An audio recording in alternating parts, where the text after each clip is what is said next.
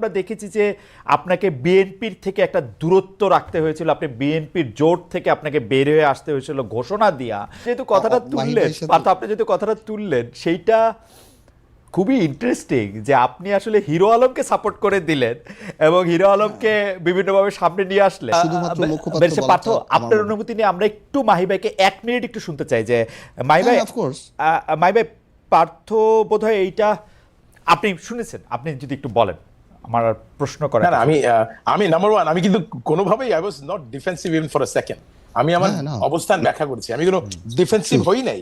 আমি যেটা বলেছি, আমার স্ট্যাটাসে কোনো রাজনীতি, আমি কোনো রাজনৈতিক কারণে স্ট্যাটাস দেইনি। আমি এটা বলছি না যে আমার বক্তব্যটা রাজনীতিভাবে গ্রহণ করা হবে না। আমি একজন রাজনীতিবিদ, আরেকজন রাজনীতিবিদ সম্পর্কে এবং যাদের সাথে আমাদের একটা মতপার্থক্য রয়েছে, একটু সৃষ্টি হয়েছে, তাদের ব্যাপারে একটা যখন আমি আমার, কিন্তু আমি এটা কোনো রাজনীতি করার উদ্দেশ্যে দেই নাই। এটা হচ্ছে নাম্বার ওয়ান। নাম্বার টু, রাজনীতি হয়ে গেছে আর কি, হতে পারে রাজনীতি, বাট এখানে মনে হয় Partha, with all respect, you know I love you. প্রথম থেকে আমি বলেছি যে রাজনীতি পার্থ যেখানে থাকুক, আমি কিন্তু পার্থর সাফল্য কামনা করি। আমি সবসময় সেটা দেখতে চাই, আমরা একই জায়গায় না থাকলেও দেখতে চাই, এবং আমি এই জেনারেশন, আমি সবসময় সেটা আশা করি। কিন্তু আমি যেটা মনে করি, এই জেনারেশনের প্রত্যাশার কথা যদি আজকে বলা হয়, আমি বারবার বলছি, I think we need to redefine politics.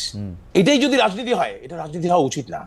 হ্যাঁ, রাজনীতি মানে সব জায়গার মধ্যে রাজনীতি মানে কি আসলে, যেমন একটু আগে যে ভালো মানুষের যে কথা হলো, আমি পার্থর সাথে আমার অনেক আলোচনা হয়, অনেক কথা কিন্তু আমরা নিজেরা দুজন মিলে একসাথে অনেক আলোচনা করি, এবং সেই আলোচনায় বারবার কিন্তু কথাটা উঠে আসে। আসলে what Partha wanted to mean is absolutely correct, যে এখানে ভালো মানুষ মানে কি, ভালো মানুষ মানে দেখুন, আপনার ভালো মানুষ তো অনেক কাজের জন্য, কিন্তু রাজনীতির জন্য, রাষ্ট্রের জন্য যখন আমরা একজন ভালো মানুষ খুঁজি, তখন 1 নম্বর আমি দেখছি এমন মানুষ যাদের মধ্যে কোনো অহংকার নাই।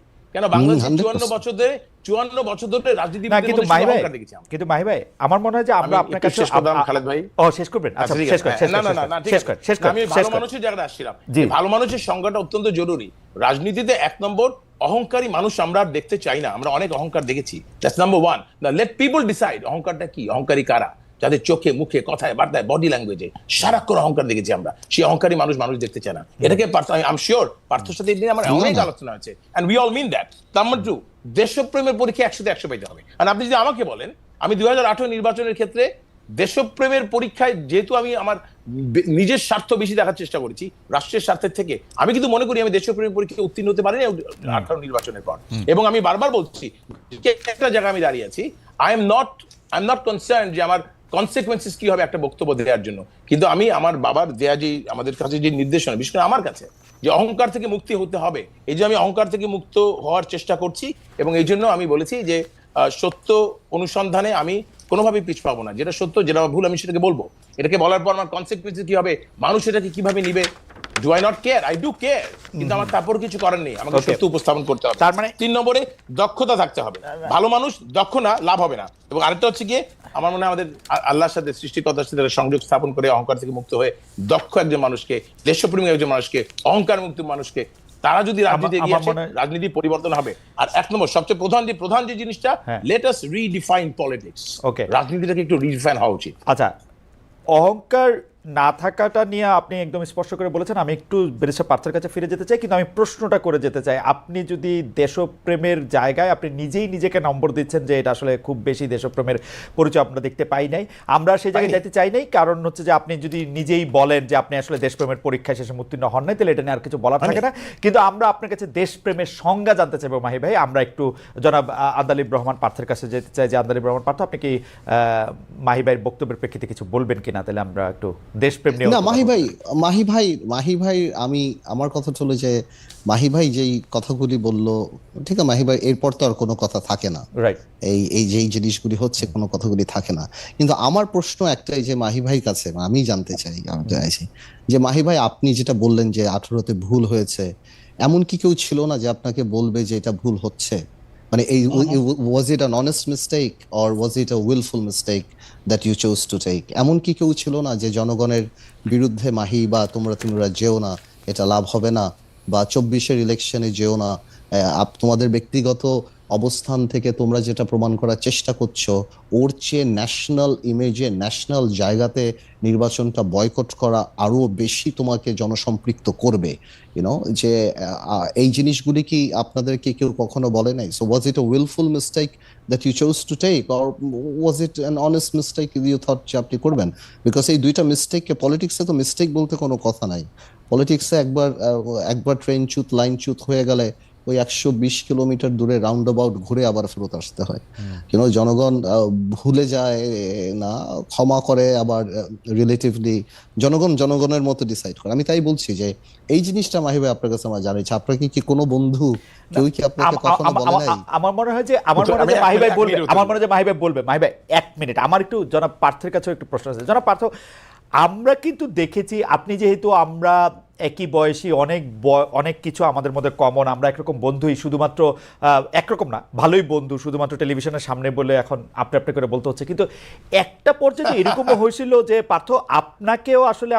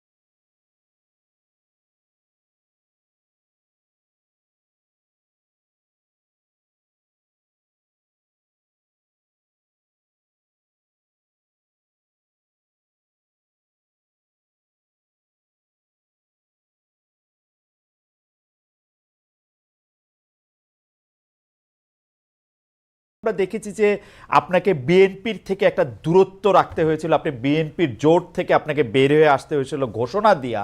তো সেই সময় কি অনেকে আপনাকে বলে নাই যে এই সময় আইসে আপনি যে যদি আপনি ঠিকও হন, আপনি এখন আপনার বাইরে হয়ে আসাটা বিএনপিকে দুর্বল করবে, বেগম খালেদা জিয়ার হাতকে দুর্বল করবে, ওই ব্যাপারটাকে তখন আপনি আসলে কিভাবে দেখছেন?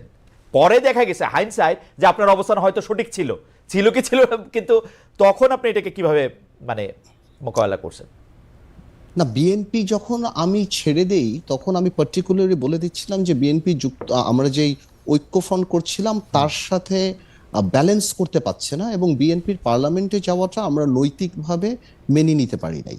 সেট ওয়াজ 100% পলিটিক্যাল সিদ্ধান্ত। আমি বের হয়ে বিএনপিকে গালি দেই নাই, আমি বের হয়ে খালেদা জিয়া বা তারেক রহমান বা বিএনপির কোনো সিদ্ধান্ত নেওয়ার প্রক্রিয়াকে গালি দেই নাই। আমি থাকা অবস্থায় বিএনপি যে সিদ্ধান্তগুলি নিয়েছিল সেগুলি নিয়ে আমি কোনো প্রশ্ন করি নাই। সাধারণত ঐক্য ভেঙে, দল ভেঙে মানুষ যেভাবে অ্যাটাকে যায়, আমি সেরকম কিছু করি না। আমি বুঝতেছিলাম যে ডক্টর কামাল হোসেনের আসার পর বিএনপি ঐক্যফ্রন্ট আর 20 দলকে ওই ওই ওই ব্যালেন্সটা বিএনপি ড্র করতে পারছে না পলিটিক্যালি, এবং আমার ডিসিশনটা কারেক্ট ছিল, কারণ আমি ছেড়ে দেওয়ার 6 মাসের মাথায় বিএনপি ঐক্য ভেঙে দিয়েছে। সো পলিটিক্যালি আমি যেটা রিয়েলাইজ করেছি বিএনপি সেটা 6 মাস পর রিয়েলাইজ করেছে। এমন তো হয়নি যে আমি বিএনপি ছাড়ার পর আমি বিএনপি গালিগালাজ করেছি বা আমি এটা বলেছি। আমি বলেছি যে বিএনপি এখন এই ঐক্যকে এবং ঐক্য ফ্রন্টকে এবং 20 দলীয় জোটকে কোনোভাবেই ব্যালেন্স করতে পারছে না, এবং সেই কারণে আমি মনে করি আমরা দল গোছানোতে মনোনিবেশ করতে চাচ্ছিলাম, এবং একটা অনেক বড় দলের সাথে থেকে দল গোছানোটা অনেক মুশকিল হয়ে যায়, সেই জন্য আমি বেরিয়ে গেছিলাম। এবং বিএনপি যে পার্লামেন্টে যাওয়াটা ওইটা তো হঠাৎ করে অ্যাব্রাপ্টলি আমরা জানতে পারি, উই আর নট প্রিপেয়ার্ড।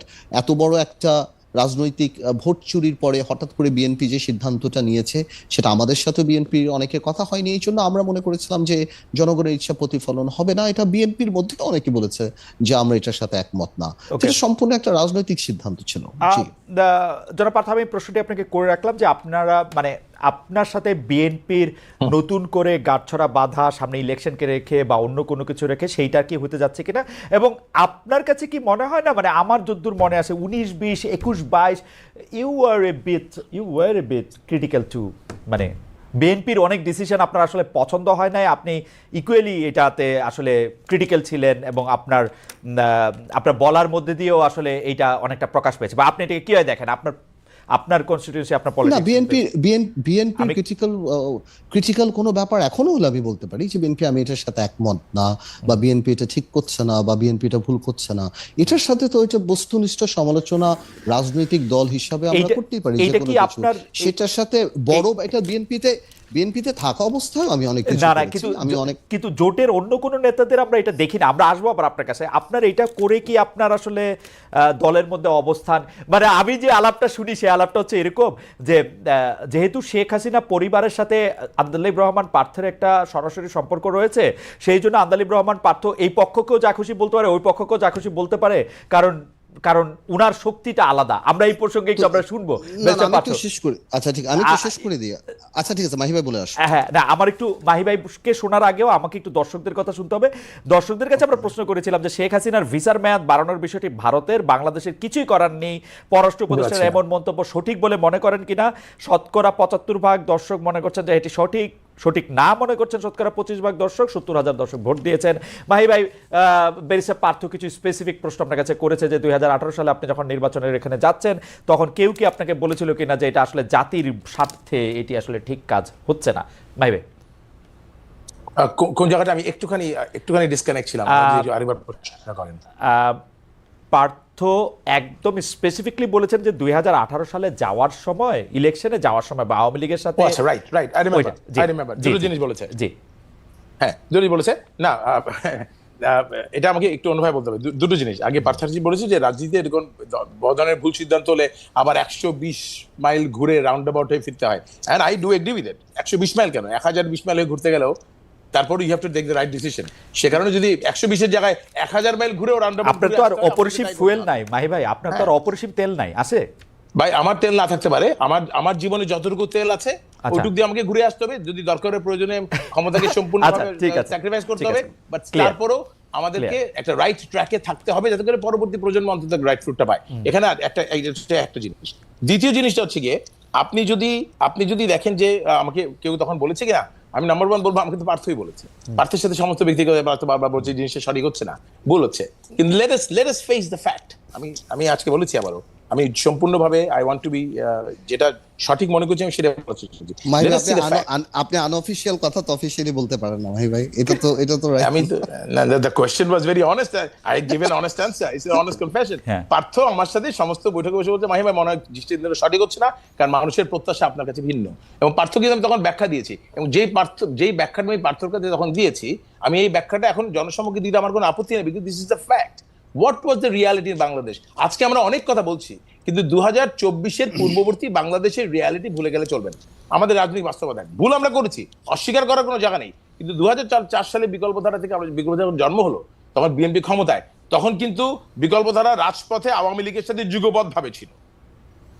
তারপরে 2008-এ যখন আওয়ামী লীগ ক্ষমতায় আসলো, আমরা কিন্তু তখনও বিরোধী দলের অবস্থানে ছিলাম, রাজপথে বিএনপির সাথে যুগবদ্ধ ছিলাম 2018 রাগ পর্যন্ত। বিকল্পধারা রাজপথে একক শক্তি নিয়ে থাকার মতো ক্ষমতা আমাদের কখনো ছিল না। আমাদেরকে মিনিমাম কম্প্রোমাইজ করে টিকে থাকার চেষ্টা করতে হয়েছে। আমরা রাজপথে ছিলাম। 2018 এই আওয়ামী লীগ সরকার যেভাবে বিএনপির মতো একটি দলের উপর স্টিম রোলার চালিয়েছে, বিকল্পধারার যে সাইজ, স্টিম রোলার দূরের কথা, আমাদের স্ত্রী চালাই দিলেই চলবে। How do I sustain? How do I survive? এই কোশ্চেন এই সাস্টেনেবিলিটির দরকারটা কি? আপনি একবার আওয়ামী লীগের সাথে মিশতেছেন, একবার বিএনপির সঙ্গে, এইটার দরকারটা কি? না এটা let us redefine politics again. Let us redefine politics again. আমার কোন রাজনৈতিক দলের সাথে মিশতে, মাখামাখি করতে কোনো আপত্তি নাই, কিন্তু নিজের দর্শন বিসর্জন দিয়ে সে রাজনীতি জোট বেঁধে নির্বাচন করাটা, সেটার মধ্যে আমি দোষের জিনিস দেখি। যারা বাংলাদেশের রাজনীতি করে তাদের সবার মধ্যে একটা ওয়ার্কিং রিলেশনশিপ থাকতে হবে, সেখানে কোনো সমস্যা নাই। আমরা যুগপথ আন্দোলন করেছি, আমরা কিন্তু জোট করি নাই, কিন্তু যুগপথ আন্দোলন ছিলাম। কিন্তু 18 নির্বাচনে বিএনপির সাথে হঠাৎ করে ডক্টর কামাল হোসেন হয়ে যাওয়ার পরে আমাদের সাথে যে দূরত্বতার সৃষ্টি হলো, আর সেই সাথে গত 10 বছরে আওয়ামী লীগের বিরুদ্ধে আমাদের যে অবস্থান ছিল, আজকে বারেবার মানুষ আমাকে 16 বছর তো না, আমি পার্থর সাথে আমরা সেই আপনার গণজাগরণ মঞ্চের সময় থেকে প্রতিদিন বিএনপির কোন নেতাও এভাবে রাজপথে সামনের দিকে এগিয়ে এসে মিডিয়াতে এদেরকে চ্যালেঞ্জ করেনি, আমরা যেভাবে তখন চ্যালেঞ্জ করেছি। বেগম খালেদা জিয়াকে যখন তার অফিসে বন্দী করা হয়, তখন সবচেয়ে প্রথম বিএনপি কোন নেতার আগে বদরুদ্দোজা যদি ছুটে গিয়েছেন সেখানে, এবং সেখানে তাদের সাথে আমাদের কোনো জোট ছিল না, because it was the right thing to do. 2018-তে ওই কাজটা আমরা করতে পারি নাই, that is the mistake. But let us call spade spade. এখানে এই জিনিসটা ছিল। আজকে দেখেন বিকল্প ছোট দল, দুই দলের সাথে যুদ্ধ করে আমি টিকা থাকবো, এই সাহসটা আমরা দেখাইতে পারিনি। এই সাহসিকতা না দেখানোর কারণটাই আমি বলছি আমাদের একটা স্বার্থপরের মতো সিদ্ধান্ত হয়েছে। আজকে যারা ক্ষমতায় আছে, যারা উপদেষ্টা পরিষদ এবং যারা সরকার এবং এই সরকারের পক্ষপাতী, যেই পুরো এটা তো সরকারের ক্ষমতায়, প্রশাসন এদের, পুলিশ এদের, আর্মি এদের, সব এদের, তারপরও বিকল্প রাজনীতি প্রতিষ্ঠার জন্য তাদেরকে কম্প্রোমাইজ করতে হচ্ছে না, হচ্ছে না। It is difficult. আর আমরা তো সেখানেও ছিলাম না। অতএব সেজন্য আমরা বলছি যে বিকল্প রাজনীতি প্রতিষ্ঠা করে চ্যালেঞ্জের মোকাবেলা সবাইকে করতে হচ্ছে। আপনারাও চ্যালেঞ্জ করতেছেন, ইউ চ্যালেঞ্জ এভরিডে। আমি আপনার টক শো দেখছিলাম ওই দিন হাসনাত আব্দুল্লাহর সাথে, I saw the challenge that they had to face. হ্যাঁ, এবং সেখানে এই চ্যালেঞ্জগুলো তাদেরকে মোকাবেলা করেই কিন্তু একটা বিকল্প স্বপ্ন ওটাকে বাস্তবায়নের চেষ্টা করতে হচ্ছে। অতএব এই চেষ্টাটা আমাদেরকে তখন করতে হয়েছে। আজকে যারা বিকল্প রাজনীতি প্রতিষ্ঠার চেষ্টা করছে, ক্ষমতায় থেকে, রাষ্ট্রীয় দায়িত্ব থেকে, প্রশাসন তাদের পক্ষে রেখে আমাদেরকে বিকল্প থাকে একটা ছোট্ট রাজনৈতিক দল হয়ে, এবং সেখানে আমাদের একটা অহিংস রাজনীতির কথা বলে আমাদেরকে 20 বছর বিকল্পধারাকে বিকল্প রাজনীতির কথা বলে রাজনীতিতে টিকে থাকতে হয়েছে। এই সরকার কিন্তু মাত্র 5 মাস গেছে, যদি 5 মাসে তাদের চ্যালেঞ্জের মোকাবেলা করতে হচ্ছে। অতএব দ্য থিং ইজ, সবসময় লড়াই করে সবকিছু হয় না। হ্যাঁ, কিন্তু তারপরও আমি আবারও বলছি, I am not trying to explain যে 18 সিদ্ধান্ত আমাদের সঠিক ছিল। 18 সিদ্ধান্তে আমাদের সঠিক কাজটি হতো, যেটা পার্থ বলেছে, হয় আমাদের নির্বাচন বর্জন করা উচিত ছিল, অথবা নিজের মতো করে এককভাবে নির্বাচনে গিয়ে সম্মানের সাথে পরাজয় বরণ করা উচিত ছিল। এই জায়গাটা আমরা তখন সাহস করতে পারি নাই, এবং এই সাহসিকতা না দেখানোটাই আমাদের সবচাইতে বড় দায় ছিল। সাহসের প্রসঙ্গে আমি একটু জনাব আব্দুল রহমান পার্থ আপনার কাছে যাই, যে আপনি অনেক জায়গায় আপনার সাহসের প্রশংসা পান, কিন্তু পাশাপাশি এই জিনিসটা আপনার কাছে, তো আপনিও নিশ্চয়ই অনেকবার শুনেছেন যে আপনার আসলে কোনো কিছু কেয়ার করতে হয় না, কারণ হচ্ছে যে আপনি সাবেক ফার্স্ট ফ্যামিলির খুবই নিকটাত্মীয়, অন্যদিকে আপনি যে রাজনীতিটা করছেন সেটা আবার আপনি বিএনপির সাথে ঘনিষ্ঠ, আবার পুরোপুরি বিএনপিও করছেন না। আপনার সাহস দেখানোর কারণ কি আসলে এইটা, নাকি আপনি কিভাবে এটা ব্যাখ্যা করেন? যে সাহস মাইবাই দেখাতে পারেন না, সেই সাহস আপনি সহজেই দেখালেন, এটার পেছনের কাহিনীটা আমরা একটু শুনতে চাচ্ছি। না, এই কথাগুলি আসলে তারা বলে যারা আমাকে আর অন্যভাবে ছোট করতে পারে না। মাহি ভাইও জানে what I have been through, আমি জানি, মাহি ভাই জানে, আমি 2বার জেলও খেটেছি, মামলা হয়েছে, আর আমি করি। তো আমি তো শুধুমাত্র আওয়ামী লীগের ব্যাপারে না, এটা তো এই যে ইউনূস সাহেব আসার পরেও তো আপনি লক্ষ্য করেছেন, I was the first person to say যে জগ আর মগ নাড়ানোর জন্য তো আর ইউনূস সাহেব আসে নাই। আমি ওই দিনও পাবলিক মিটিং এ বলেছি যে আওয়ামী লীগের মাথা 17 বছরে শেষ হয়েছে, তোমাদের মাথা শেষ হতে 17 মিনিট লাগবে না। তো আমার কথা ছিল যে আমার ব্যক্তিত্বটাই এমন যে আমি এভাবে কথা বলি। তো এটা কি আসলে সাহস হলে এমন বা অসাহসের ব্যাপার? এটা হলো যারা ওই আমাকে অন্যভাবে আর কি ডিমিন করার উপায় পায় না, তখন তারা ফ্যামিলি কার্ডটা খেলে।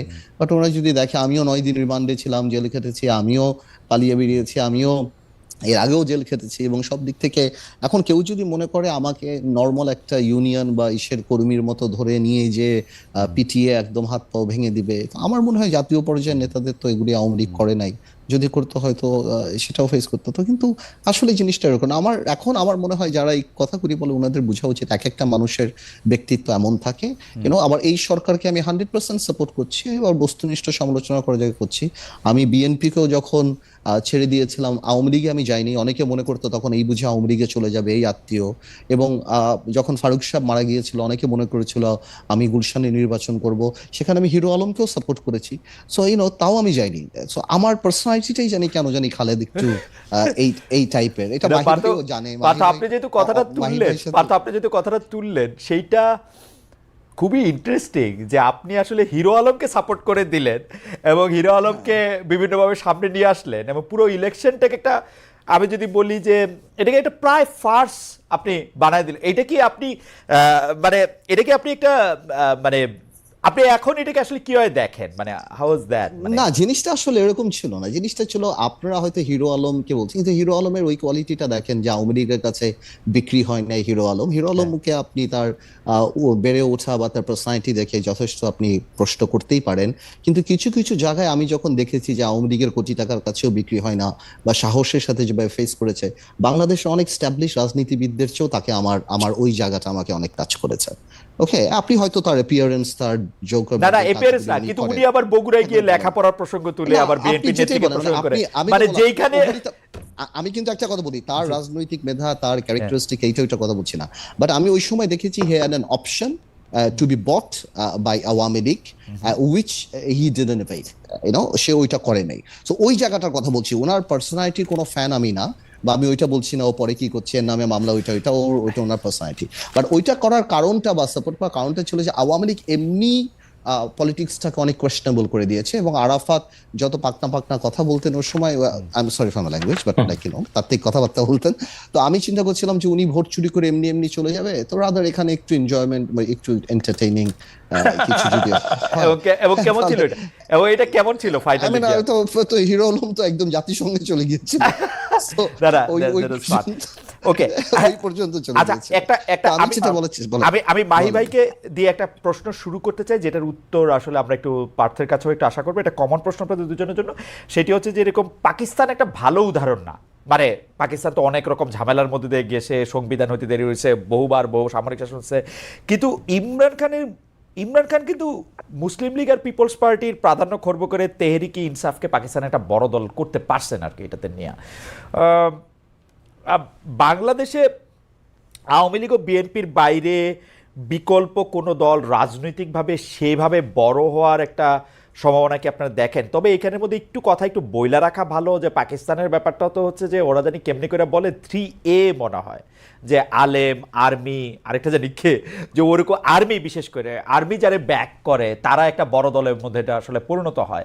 আপনারা এরকম কোনো কিছু দেখেন কিনা এই সরকারের মধ্যে? এখন যারা আছেন, আমরা শুনতেছি নতুন দল হবে, সেটাও সেরকম দেখেন কিনা? মাহি ভাইকে আগে শুনি, তারপর আমরা পার্থকে শুনবো এই ব্যাপারে। জি, থ্যাংক ইউ। আমি পাকিস্তানের বিষয়টা আসছি, কিন্তু এর আগে পার্থ অনেকগুলো গুরুত্বপূর্ণ কথা বলছি, আমি 30 সেকেন্ডে শেষ করবো। একটা হচ্ছে কি, যে জিনিসটা বলেছে আপনি, যেটা পার্থের সঙ্গে যেটা বললেন যে অনেকে বলে যে ফার্স্ট ফ্যামিলির সাথে তার সম্পর্ক ছিল, আসলে কি খালেদ ভাই, আমি তো আজকে একটু it could be a little dangerous, because আমি ওই একেবারেই খোলা মন নিয়ে কথা বলছি তো আজকে, এবং খোলা মন নিয়ে বলবো, তবু আমি চেষ্টা করবো যে যতদূর পর্যন্ত পাবলিক ডোমেইনে বলা যায় সেগুলি আমি বলছি। কিন্তু সত্যি কথা বলতে আজকের আপনার এই টক শোটা যদি আমার আর পার্থর মাঝে মাঝে রাত্রেবেলা কিন্তু অনেক গভীর রাত পর্যন্ত আলোচনা হয়, সেই আলোচনা যদি আপনি আপনার রেকর্ডে করতে পারতেন তাহলে সেটা যে কি হতো আমি জানি না আসলে। হ্যাঁ, বিকজ সেখানে আমাদের সত্যিকারের সত্যানুসন্ধান, আমাদের মনের কথা, আমরা আসলে কি চাই সেগুলো জানে। পার্থ বারবার যে বলছে যে মাহি ভাই জানে, ইট ইজ কারেক্ট। আমি জানি পার্থকে, এটা কিন্তু সত্য যে পার্থর তার নিজের দিক থেকে বলেন, তার শ্বশুরবাড়ির দিক থেকে বলেন, এই ফ্যামিলির সাথে পরিচয় রয়েছে, এবং এই পরিচয়টা কিন্তু সে অস্বীকার করতে পারে না। তার এই পরিচয়ের ভিতর দিয়ে তাকে যে রাজনীতিটা করতে হয়েছে, তাকে কি ফেস করতে হয় এটা কিন্তু মানুষ জানে না। It is people don't understand that. এটাকে ফেস করে কিন্তু পার্থ বারবার রাজনীতিটা করেছে, প্রতিবাদ করেছে, মুখর হয়েছে প্রতিবাদে, আবার তারপর তার পরিবার, তার ঘর, তার শ্বশুর বাড়ি সামালও দিতে হয়েছে। It is a challenging job. এটাকে সমালোচনা না করে সত্যিকারের বাস্তবে দেখা হয়। But at the same time let me say this, Partha যেমন বলছে মাহি ভাই জানে, আমি বলি পার্থ ভাই অনেক কিছু জানে। হ্যাঁ, যে মাহি ভাইকে কেন 2018 সালে নির্বাচন করতে হয়েছে, আমি নিজের কথা বলেছি। হ্যাঁ, এবং কোন পরিস্থিতি আমাকে মোকাবেলা করতে হয়েছে, নির্বাচনের সাথে সাথে কিভাবে মাহি ভাই আওয়ামী লীগ সরকারের চাপের মধ্যে পড়েছে, কি আমার বিরুদ্ধে ষড়যন্ত্র করা হয়েছে। আমি এগুলো বলি না আজকে, বিকজ তাহলে বললে মনে হবে যে আমি নিজেকে বলার চেষ্টা করছি আমার কোনো উপায় ছিল না। আমার অবশ্যই উপায় ছিল, আমার সাহসিকতা দেখা দরকার ছিল, সেটা বলেছি। এই জন্য আমি ভুল স্বীকার করেছি। এবং আপনি দেখেন, আপনি এভাবে দেখতেই পারেন যে সমস্ত দোষ গত 54 বছরের বাংলাদেশের রাজনীতির সমস্ত রাজনীতিবিদদের কারো কোনো দোষ নাই, সমস্ত দোষ শুধুমাত্র মাহি চৌধুরী। তার থেকে স্বীকার করে নাই। এভাবে আপনি দেখতেই পারেন বিষয়টাকে, যা যদি কেউ স্বীকার করে নাই তাদের ভুল স্বীকার করার কিছু ছিল না। যা ভুল রাজনীতিতে হয়েছে, মাহি চৌধুরী হয়েছে কিন্তু আল্লাহর রহমতে, আল্লাহ তাআলার রহমতে হাতে রক্তের দাগ। 30 সেকেন্ড মানুষকে আমার মনে হয় যে আমার বক্তব্য আপনার পক্ষে পরিষ্কার ভাই মানে তেহরিকে ইনসাফের বিষয়টা না তেহরিকে ইনসাফ এখন আজকে এসে তেহরিকে ইনসাফ এটি রাজনৈতিক ভিত্তির উপর দাঁড়িয়েছে, জনভিত্তির উপর দাঁড়িয়েছে। তেহরিকে ইনসাফ প্রথমে যখন তারা রাষ্ট্র ক্ষমতা এসেছিল নির্বাচনের মাধ্যমে, তখন তাদের জনভিত্তির চাইতে সেনাবাহিনীর ভিত্তি অনেক বেশি ছিল। সেনাবাহিনীর ভিত্তির উপর দাঁড়িয়ে বাংলাদেশে এরকম হয়েছে, আমাদের এরশাদ সাহেবের দল তৈরি হয়েছে সেনাবাহিনীর ভিত্তির উপর। এই মুহূর্তে বাংলাদেশের, আমি যেটাকে আমরা প্রজন্ম কি বলে, জন আকাঙ্ক্ষা, বিপ্লব চেতনা এগুলি না বলে আমি বলি এখন একটা প্রজন্ম আকাঙ্ক্ষার জন্ম হয়েছে। এবং এই প্রজন্ম আকাঙ্ক্ষায় আমরা অনেকেই এই 24-এর গণ অভ্যুত্থানের প্রজন্ম আকাঙ্ক্ষার সাথে কানেক্ট করতে পারছি না, অনেকেই পাচ্ছি না, বড় বড় রাজনৈতিক দলগুলোও পাচ্ছি না। এবং এটা না পারার ফলাফল কিন্তু শুভ হবে না। এটাও কিন্তু আমার সাথে পার্থর অনেক আলোচনা হয়েছে।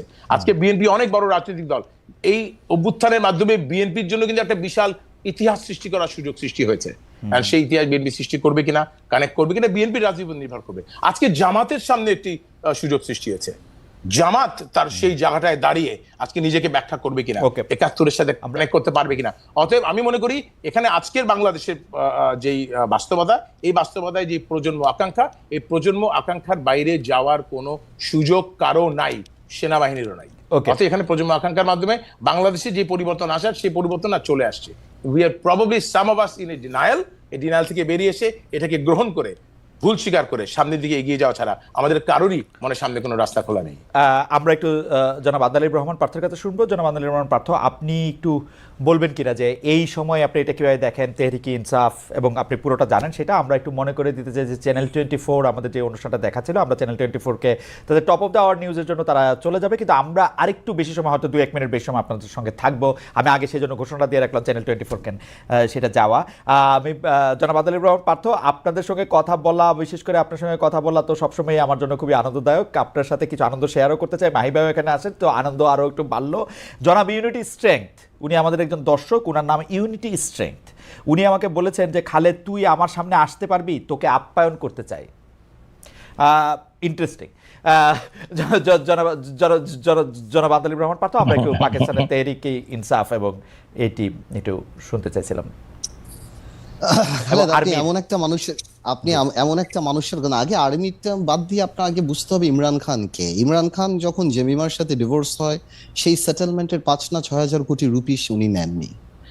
আপনার the difference between Imran Khan and Tendulkar is Tendulkar তার ফেমকে ইউজ করছে নুডলসের অ্যাডভার্টাইজমেন্ট করার জন্য। আর Imran Khan has realised it that this is for the betterment of the people. Allah তাআলা যে আপনাকে একটা ফেম দেয়, আপনাকে যে টাকা দেয়, আপনি টাকা দিয়ে মদের দোকানও করতে পারেন, মাদ্রাসাও করতে পারেন, স্কুলও করতে পারেন, ওষুধের ফ্যাক্টরিও করতে পারেন। So Imran Khan is a person who realised, এবং তার প্রত্যেক কথায় আল্লাহর কথা, আমি যেটা বিশ্বাস করি, আমি আমার জায়গা থেকে বলছি, হয়তো এই কথা অনেকে বলছেন, যে আল্লাহর কথা, নবীর কথা, রসুলের কথা, খলিফাদের কথা, ওনার যে লাইফস্টাইল, এবং আমি মনে করি এটা একটা স্পিরিচুয়ালিটি আসে, এখানে একটা ডিভাইন ব্যাপার আসে, যার কারণে ইমরান খান এই মুহূর্তে, যদি আপনি পৃথিবীতে অরিজিনালি প্রাইম মিনিস্টার আর লিডারদের কথা বলেন না, এই মুহূর্তে পৃথিবীর সবচেয়ে জনপ্রিয় ব্যক্তি যদি আপনি ধরেন, তাহলে ইমরান খান। এবং সবাইকে মিলিয়ে যদি আপনি রাজনৈতিক নেতা যদি হিমালয় হয়, তার চেয়ে 10 ফিট উপরে ইমরান খান। সো ইমরান খানের ব্যাপারটা, পাকিস্তানের প্রাইম মিনিস্টার হোক আর না হোক, টু সাম পিপল সে জিন্নার চেয়ে উপরে উঠে গিয়েছে। So the sacrifice he made, the fighting he did, and he's not very political. দেখেন, ওর কোনো সেকেন্ড ম্যানের নাম কিন্তু আপনি জানেন না। সো ইনস্টিটিউশন কিন্তু সে বানাতে পারে নাই। তেহরিক ইনসাফের চেয়ে বড় সে। অনেকে ইমরান খানকে চিনে, তেহরিক ইনসাফকে চিনে না। সো আপনি যদি টিপিক্যাল পলিটিশিয়ানের কথা বলেন, তাহলে কিন্তু ওই সংগঠন উনি বানাতে পারেননি। কিন্তু ওনার personality so larger than life. উনি যেভাবে একটা ধরনের লাইফস্টাইল থেকে, উনি ওনার মার নামে হসপিটাল থেকে আরম্ভ করে, এবং শওকত খানম থেকে, এবং উনি ওনার জীবন, ওনার নিজেকে যেভাবে পরিবর্তন করে আসছে, এবং উনি যেভাবে ইসলামকে, ইউনাইটেড নেশনে ইসলামকে, জঙ্গি ডেফিনেশনকে, এবং নবী করিম সাল্লাল্লাহু আলাইহি ওয়াসাল্লাম that lives in our heart, এবং when you say something about that, it touches the heart. Well, when ওনার এই কথা touched the billions of Muslims, millions all over the world. So he became a global leader. So Imran খানকে পাকিস্তানের prime minister হতে পারলো, army support করলো, জেলে থাকলো, না বেরোলো, আমার মনে হয় এটা ইমরান খানের জন্য জাস্টিস হবে। জনাব আদিলুর রহমান পাত্র, এটা দুটি প্রশ্ন। একটা হচ্ছে যে বাংলাদেশে আপনি ইমরান খানের যেরকম ব্যক্তিত্বের কথা বললেন, এরকম একটা ব্যক্তিত্বের অভাব কি দেখেন, যে এরকম একজন নাই বাংলাদেশে? আর এখানে অভাবের তো ব্যাপার না, এরকম তো দুই হচ্ছে যে ইমরান খান গণতন্ত্রের কথা বলে আসলে ভেতরে ভেতরে পাকিস্তানের আর্মির সাথে শার্ট করেই আসলে ক্ষমতায় এসেছেন, এই ব্যাপারটাও কি আসলে আমাদের না? শুনেন, আমি আপনাকে একটা কথা বলি, পাকিস্তানের you have to understand, he is a politician. পাকিস্তানের রাজনীতিতে আর্মি অনেক স্ট্রং, যেই আসে আর্মি সাপোর্ট নিয়ে আসে, বাট আর্মি তো will not pick up any Tom, Dick and Harry. যখন নওয়াজ শরীফ আর বেনজির ভুট্টো পপুলারিটি অনেক পড়ে যাচ্ছিল, পাকিস্তান ওয়াজ নোওয়্যার, এবং অ্যাকচুয়ালি পাকিস্তানের মতো করাপ্টেড কান্ট্রি রিয়েলাইজ দ্যাট এখানে করাপশন থামতে হবে, তখন দে সাপোর্টেড ইমরান খান। ইমরান খান প্রথম নির্বাচনে 1টা সিট পেয়েছে, তারপর 2টা নির্বাচন করেনি, তারপর 30টা পেয়েছে, তারপর উনি ক্ষমতায় আসছে, বা ব্যাকড বাই আর্মি বা হোয়াট এভার হয়েছে। বাট আমি মনে করি Imran Khan is larger than life. আপনি হয়তো বলতে পারেন, I am a big fan of Imran Khan, there is no other way, যে কেন হব না, বাট আমি মনে করি লিডারশিপের উপরে অন্য জায়গায় উনি পরিষ্কার। জনাব আদিলুর রহমান পার্থ, এইটি আপনাকে দিয়ে আমি প্রশ্নটি শুরু করতে চাই, তারপর আমি মাহিবের কাছে এই ব্যাপারে জানতে চাই, আপনার টেকটা আমরা একটু শুনতে চাই, যে বাংলাদেশ সরকার যখন, আমরা যেটি নিয়ে আসলে পোল করেছিলাম, যে বাংলাদেশ সরকার যখন শেখ হাসিনা পাসপোর্ট বাতিল করলো, তখন আমরা খবর পেলাম ভারতে শেখ হাসিনার অবস্থানের সুযোগ আরও বৃদ্ধি করা হয়েছে। এ থেকে ভারত আসলে কি বার্তা দিতে চাইলো? What is your take? Partha, আমরা আপনাকে আগে শুনে তারপর আমরা জনাব মাহিকে শুনবো। আপনি জানি কি বললেন, আমাদের সেক্রেটারি কি বলেছে, যে আমাদের কোনো কমেন্টস নাই? প্রতিক্রিয়ায় আমাদের পররাষ্ট্র উপদেষ্টা জনাব মোহাম্মদ তৌহিদ হোসেন বলেছেন, এক ধরনের অসহায়তা প্রকাশ করেছেন উনি। উনার কোটটা হচ্ছে, আমরা কি করতে পারি। I mean, that is so sad যে আমাদের এক্সিকিউটিভরা, ব্যুরোক্র্যাটসরা এইভাবে এই জবাবগুলি দেয়, যে আমরা কি করতে পারি, যে আমরা হেরে গেলাম। This is very sad. হ্যাঁ, it's very sad. Anyways, তো না, ভারত তো অফকোর্স সাবেক প্রধানমন্ত্রীকে সাপোর্ট দিয়েছেন, এবং পাসপোর্ট থাকুক, পাসপোর্ট না থাকুক, আমার বিশ্বাস, আমার যতটুকু ধারণা, যে ভারত সাবেক প্রধানমন্ত্রীকে সেখানে রাখবেন। ভারত এখানকার সরকারের সাথেও আপনার সম্পর্ক ডেভেলপ করে, ও টু দ্য পয়েন্ট দেখতে চাবেন যে এই সম্পর্ক তো একদম নিউলি ডেভেলপড, যে কতখানি এটা ম্যাচিওর করা যায়, কতখানি এই সরকারকে বিশ্বাস করা যায়। বাট ভারতের জন্য সাবেক প্রধানমন্ত্রী যে কাজগুলি করেছেন, বা যে সম্পর্ক মেনটেন করেছেন, যে স্টেবিলিটি ভারতে ছিল, আমি শিওর ভারত যদি ওনাকে ডিজাউন করে, তাহলে আগামীতে ভারতের হয়ে কেউ কাজ করবে না। তো আমার মনে হয় ওই এক্সাম্পল, ভারত বিং আ হেজমনি, বড় কান্ট্রি, বড় দেশ, আমার মনে হয় ভারত এটা রাখবে। So it is not significant passport থাকলো না থাকলো, কি দিল বা না দিল। উনি সাবেক প্রধানমন্ত্রী ওই দেশে আছেন, এবং আমার মনে হয়, আমার যতটুকু ধারণা, যতটুকু আমি বুঝি, যে ভারত ওনাকে ওখানে রাখবেন। ওকে, মাহি ভাই, আমরা আসলে সময় শেষ। আমরা আপনার কাছ থেকে 1 মিনিট এই প্রসঙ্গে শুনতে চাই যে ভারতে যে শেখ হাসিনা আছেন, ভারত তার থাকার সুযোগ সুবিধা আরো বৃদ্ধি করতেছে, এটা দিয়ে ভারত কোনো বার্তা দিতে চাচ্ছে কিনা? এক নম্বর হচ্ছে গিয়ে আমার মনে হয় যে যেটা সবচেয়ে বেশি গুরুত্বপূর্ণ এখানে বিষয়টা হচ্ছে গিয়ে ভারত আমাদের সাবেক প্রধানমন্ত্রীকে তার দেশে রাখবে কি রাখবে না, তার ইন্টারনাল পলিসি কি হবে, এটা নিয়ে আমার কোনো মাথা ব্যথা নেই। ভারত তার ব্যক্তিগত ব্যাপারে, আমি ভারতের নিজস্ব বিষয়ে তাদের কি সিদ্ধান্ত হবে সেটা নিয়ে আমার চিন্তার কিছু বিষয় নেই। ভারত আমাদের কি কি বার্তা দিতে চাচ্ছে তার থেকে বেশি গুরুত্বপূর্ণ বাংলাদেশের এই প্রজন্ম ভারত কি কি কি বার্তা দিয়েছে, সেই জায়গায় রিয়েলাইজেশনটা ভারতকেও আসতে হবে। আপনাকে বুঝতে হবে যে আমাদের আজকের এই যে প্রজন্ম, আমাদের নেতৃত্বে যারাই থাকুক না কেন, রাজনীতিতে যারা আছে অথবা থাকুক না কেন, বাংলাদেশের 75% অফ দ্য পপুলেশন যাদের জন্ম হচ্ছে বাংলাদেশের স্বাধীনতার পর, including you mister Khaled Mohiuddin এবং পার্থ, আমার বরং স্বাধীনতার কয়েক মাস আগে, আর বুদ্ধি হতে হতে আমিও কিন্তু বাংলাদেশ ছাড়া আর কিছু চিনিনি। এই প্রজন্ম সারা জীবন একটা স্বাধীন সার্বভৌম রাষ্ট্রে জন্মগ্রহণ করেছে, স্বাধীন চেতা প্রজন্ম, এবং তাদের মধ্যে কোনো দাস মনোবৃত্তি নাই। ভারত এই যে একটা জেনারেশনাল চেঞ্জ বাংলাদেশে এসেছে, এটা প্রতিবেশী রাষ্ট্র হিসেবে ভারতের কাছে একটা বার্তা। ভারত যদি সেটা বুঝতে পারে, প্রজন্মকে বুঝতে পারে, তাহলে ভারত সেভাবেই তাদের ইন্টারনাল পলিটিক্সকে সাজাবে, এটা আমার প্রত্যাশা। এবং আমি মনে করি যে প্রতিবেশী হিসেবে তাদের সাথে একটা সুন্দর সুন্দর সম্পর্ক, একটা মিউচুয়াল আন্ডারস্ট্যান্ডিং আমাদের জন্য অত্যন্ত জরুরি, এর মধ্যে থাকতে হবে। বাট লেট আস আন্ডারস্ট্যান্ড যে ভারত এই ডিরাইলটার মধ্যে মানে এখনো আছে। হঠাৎ করে বাংলাদেশ এরকম হয়ে গেল, হঠাৎ করে হয়নি। এটাই বাংলাদেশের প্রজন্ম, 75% অফ পিপল যারা কখনো কারো দাসত্ব করে নাই, এটা সেই প্রজন্ম। অর্থাৎ তাদের মধ্যে এই স্বাধীন চেতা প্রজন্মের কাছে বাংলাদেশ যে বার্তাটা ভারতকে দিয়েছে, আসুন সেটাই আমার মনে হয় বেশি গুরুত্বপূর্ণ। ভারত কি বার্তা দিলে এই মুহূর্তে, that is not very important. Okay Mahi ভাই, আপনাকে ধন্যবাদ। আমি শেষ প্রশ্ন নিয়ে আসলে পার্থর কাছে আসতে চাই। মাহি ভাইকে দিয়ে যেহেতু শুরু করেছিলাম, পার্থকে দিয়ে আমরা শেষ করতে চাই। পার্থ, আপনাকে আমরা কোট করছি, আপনি মানে বিজয় দিবসের সময় আপনি বলেছেন যে কোনো দলকে ক্ষমতা আনার জন্য নির্বাচন বিলম্বিত করলে আওয়ামী লীগ সরকারের মতো অন্তর্বর্তী সরকারের অবস্থা হবে, এই বলে আপনি হুঁশিয়ারি দিয়েছেন। আমরা এটি, আপনি একটু 1 মিনিট বা 1.5 মিনিটে একটু ব্যাখ্যা বা ইলাবোরেট করবেন কিনা, কেন আপনাকে এটি বলতে হলো কোনো দলকে ক্ষমতায় আনার জন্য নির্বাচন বিলম্বিত করলে আওয়ামী লীগ সরকারকে অন্তর্বর্তী সরকারের মতো, আওয়ামী লীগ সরকারের মতো অন্তর্বর্তী সরকারের অবস্থা হবে?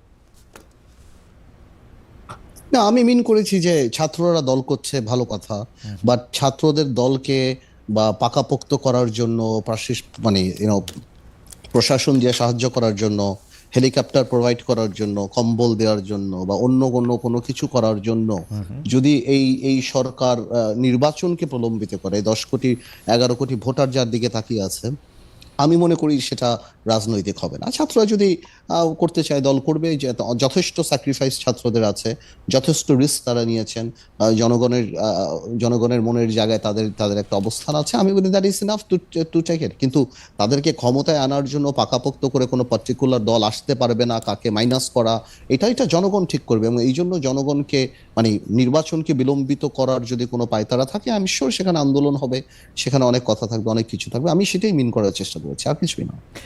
জনাব আদিলুর রহমান পার্থ, আপনাকে অনেক ধন্যবাদ। অনেক ধন্যবাদ জনাব মাহি বি চৌধুরী, আপনাকেও। আপনাদের দুজনের আলোচনায় অনেকগুলি গুরুত্বপূর্ণ বিষয় যেমন সামনে এসেছে, ভবিষ্যতের দিক নির্দেশনা আমরা অনেকটা পেয়েছি। দর্শক, আপনাদেরকে অনেক ধন্যবাদ এবং শুভেচ্ছা আমাদের 2 অতিথির সঙ্গে থাকার জন্য। ভবিষ্যতে নিশ্চয়ই আমরা অন্য 2 অতিথির সাথে আপনাদের পরিচয় করে দেবো, আমরা কথা বলবো। সেই পর্যন্ত আপনাদের অনেক ধন্যবাদ এবং শুভেচ্ছা।